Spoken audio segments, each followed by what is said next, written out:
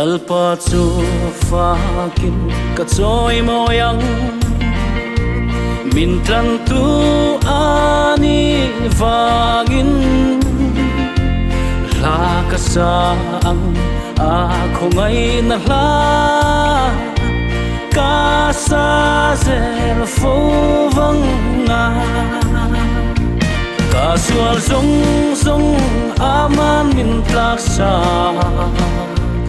aming thiang him min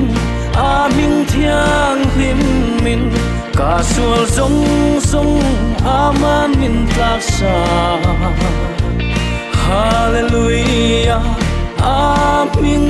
nge ka sual song song nen ka lo ka lin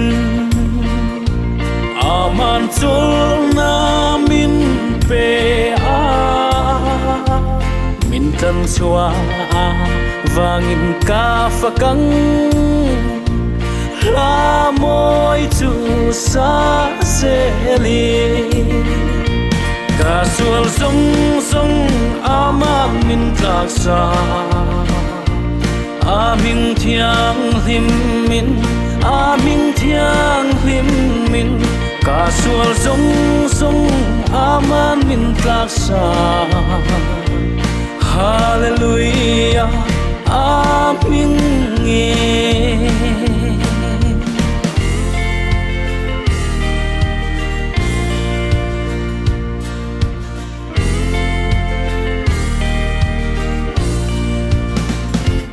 anem ka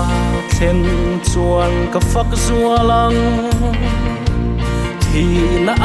ata min hum him ka phak fo vang nga cha tuan thengi ka fa to thei lo vang ka sual song song aman min tlak sa aming thiang him min aming thiang him min ka sual song song aman min tlak sa hallelujah aming nge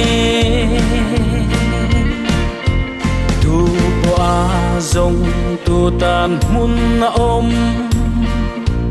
a tu a piang lo kal lom na pham kim chu da in na om lomin isayang u ka sual song song aman min tlak sa aming thiang him min aming thiang him min ka sual song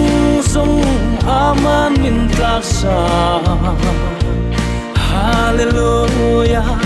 amen